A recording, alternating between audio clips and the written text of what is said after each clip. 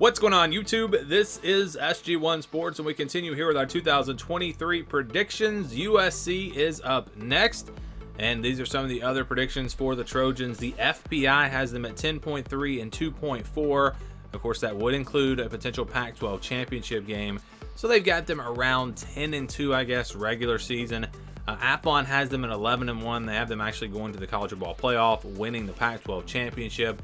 The over-under for USC is at 9.5. So that seems, you look at the schedule, it is a really tough schedule, but a team that won 11 and 1 in the regular season last year, you'd think that they've got a really good shot to at least get to 10 and 2 this year. And I have seen some over-unders at 10. So it seems like 10 and 2 is probably the most likely record according to Vegas, but 9 and 3 would be the second most likely record. I think 11 and 1 is probably more likely than 9 and 3. But let's get into it here. The schedule, again, it's a tough schedule because of the stretch from Notre Dame to UCLA. Those final 6 games. Now, the first 6 games, not all that tough. And if you had this spread out a little bit better, I don't think the schedule would be horrible. But, man, that is a tough stretch. On the road at Notre Dame, Utah, on the road at Cal, who I think is going to be a sneaky team this year. You have Washington, Oregon on the road, and then UCLA. Just a really brutal stretch there in the final 6 games. So we'll start at the top. San Jose State and Nevada. Well, I always try to give some thoughts on these teams. So USC is a team that, you look at the offense, I think they're going to be really good. Caleb Williams is back at quarterback. They got plenty of weapons around him. They're going to have a really good offensive line as well. So I have no concerns with the offense. This might be overall probably a more talented offensive roster than Lincoln Riley ever had at Oklahoma. I mean, I haven't really gone through and compared them all, but just off the top of my head, I'd say it probably is. They're going to be really good on that side of the ball. I don't think there's any questions about the offense. And the defense, if you look at the roster, if you look at these individual players, some of the transfers that came in, and the guys they have coming back, on paper, this should be a really good defense. And that's why I've consistently had this team in the top 4 of my preseason rankings. I think they are a top 4 team, at least on paper. Now, the defense struggled last year, even though they had some, they're fairly talented last season. Can they take that next step on that side of the ball? That's going to be the big question mark. If they can, this team can not only make the playoff, but they can win a national championship. The potential is there. If you're a USC fan, you can get your hopes up because the potential is there. I'm not saying it's going to happen. The potential is there for this team to do something really big this year. But we'll start here at the top. San Jose State and Nevada. I think they win both of those games. Easy wins, get off to a 2-0 start.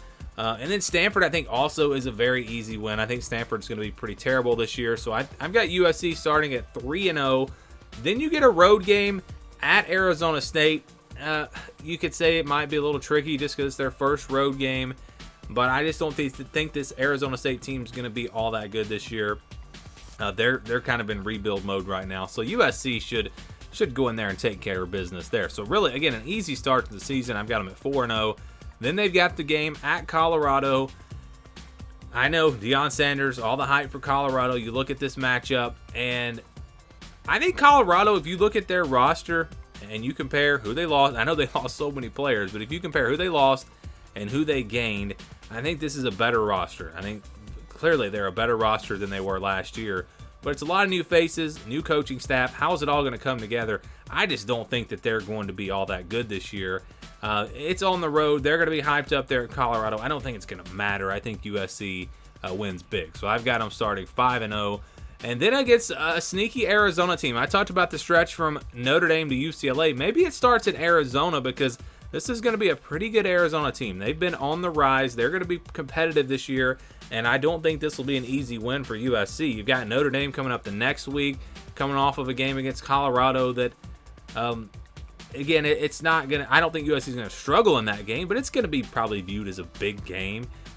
So I think, again, this is one you got to watch out for. It could possibly be a Friday night game. I believe that the wording in the scheduling says Friday or Saturday game. So we'll see how that plays out. It doesn't really matter for USC, I don't think, because they're playing at home. You don't want to play those road games on a Thursday or Friday. That's when teams seem to always trip up. But USC's at home in this game.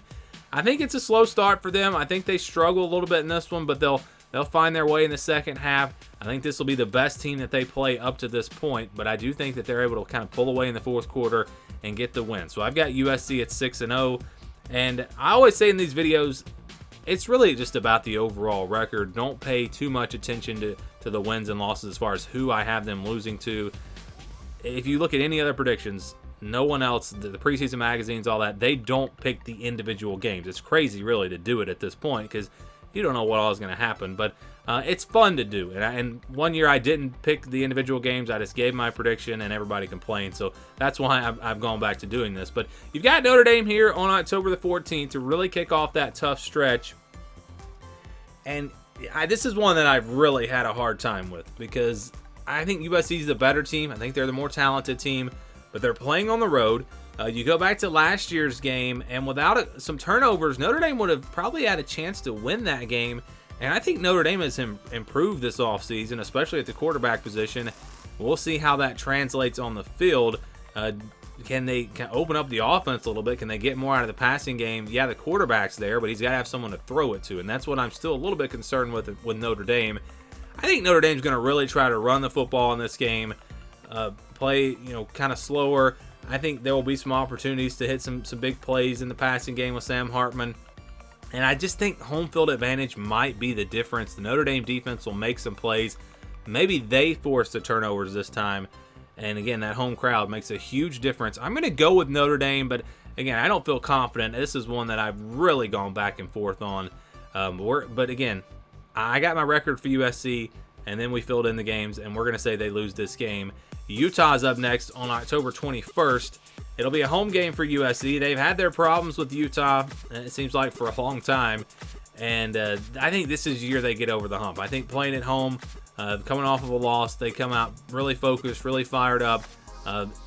I think they win, and I think they split these games, Notre Dame and Utah. I think they're going to split. And I think Utah is kind of a similar team to Notre Dame, so maybe it helps having just played Notre Dame. And so I think that does help them a little bit here, plus playing at home. I'm going to go with USC. And again, I think out of these two games, they probably split. Maybe they lose to Utah, beat Notre Dame, however you want to look at it. I think they split those two games, and I'm going to say more likely that they lose to Notre Dame. All right, next they've got Cal on October 28th. I'm telling you, this Cal team, I actually just worked on their roster, and they're really deep. They've got a lot of veteran players on this team. They're not going to be anywhere near as talented as USC, but if you're just talking about experience and depth, Cal's actually, I think, going to be a decent team this year. And you're coming off of an emotional win against Utah, potentially, and then you've got Washington the next week. I just think this is a potential spot for an upset, a really big upset that could, I would say even more so, if USC's still undefeated at this point, if they beat Notre Dame and they beat Utah, I wouldn't be shocked if we saw some kind of crazy upset here. I think the game will be close. I think it'll be a 4-quarter game. I just think it's just a perfect spot for that, playing on the road, in the middle of this crazy schedule. But I think USC, Caleb Williams makes a play, kind of like the Oregon State game last year. Maybe not that low scoring, but I've got USC finding a way to win a tough one here on the road at Cal. And then they've got Washington on November 4th. This will be a home game for them. This should be a shootout. You've got two great offenses going at it, two great quarterbacks. I think the secondary for Washington, I think USC will be able to exploit that, and they're going to have a field day in the passing game. Washington's going to be really good, though. This is going to be a close game, in my opinion. But I think the plays that USC is able to make in the pass game will be just enough to get the win, and they beat Washington at home. Then they'll play Oregon on the road November 11th. Now, this is an Oregon team that is loaded with talent. I think they're not far behind USC. You've got Bo Nix back at quarterback. This is going to be a really, really tough one for USC. And I think it's another shootout. I think it's a game that they really is going to come down in the fourth quarter. It can go either way. And it's so close for me. I think these two teams were very even. I'm going to go with home field. I'm going to go with Oregon to win a very close game there. And just like with Notre Dame, Utah, I think Washington and Oregon, I think USC splits those two games. I think they win one and lose one. And then they close things out with UCLA. This will probably be a shootout as well. I think it'll be competitive, but I think USC will find a way to win by a couple scores in the fourth quarter, and they get a win to finish 10-2. So again, I'm very high on USC. I think they're a top 4 team, but it's just the schedule. It's that stretch. I don't think that Georgia or Alabama or Michigan or Ohio State could play this schedule from Notre Dame to UCLA without losing 1 or 2 games. I just think that schedule is just brutal. That stretch is just brutal.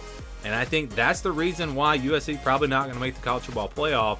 Not because they're not a top 4 team. Like I said, if you look at the roster on paper, this team is going to be really good. And if they can go from being really good to maybe being elite, maybe they can get through the schedule at 11-1 and get to the college football playoff. But again, I'm still have my concerns about the defense and actually seeing them improve a lot on that side of the ball. So I've got them at 10-2. What is your prediction for USC? Let me know down in the comments.